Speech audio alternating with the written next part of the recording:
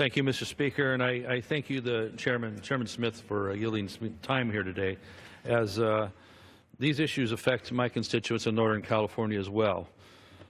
So being here to support H.R. 1430 would be the Honest Act, because we haven't had a lot of honesty with the way EPA has applied new interpretations of new rules to some of the folks in my district here that farm and ranch and other activities that use their resources and their land in the way they see fit. We need to ensure that EPA rules and regulations are made using verifiable, public available data and science. A fundamental tenet of our nation is that citizens have the right to know how and why the government makes decisions, and just as importantly, have the ability to challenge those decisions. However, we've seen an increasing tendency of federal agencies to refuse to disclose the data they have based decisions on, claiming it is too sensitive to share.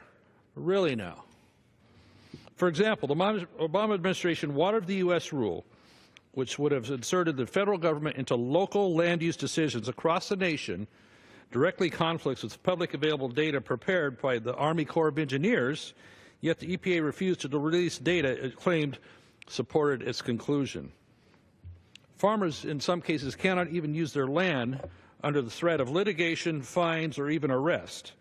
Even the Army Corps of Engineers disputes the EPA's refusal, noting in 2015 that EPA provided no scientific basis for its jurisdictional power grab.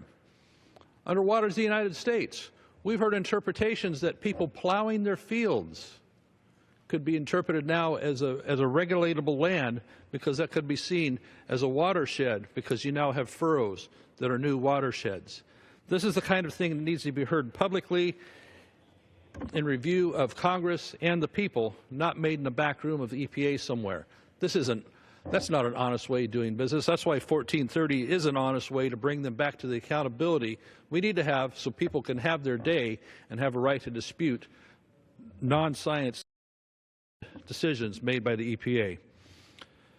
The Obama administration did not even rely on peer-reviewed science or on publicly available scientific advisory board determinations, despite EPA claims that its effort was backed by science.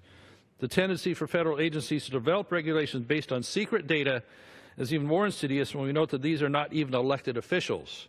They don't have to stand for election. These are career bureaucrats who cannot be removed or even sometimes met up with by the voters, by their constituents. Mr. Speaker, when Americans face regulations imposed by unelected bureaucrats and based on secret science that cannot be verified or even viewed, how can they employ their First Amendment right to petition their government? The answer, colleagues, is simple. They can't. Mr. Speaker, I urge support for this bill to protect every American's right to know how and why their government makes decisions, to protect their First Amendment rights, to protect their property, their ability to thrive. I thank the gentleman for time. Thank you for bringing this effort and for your battle.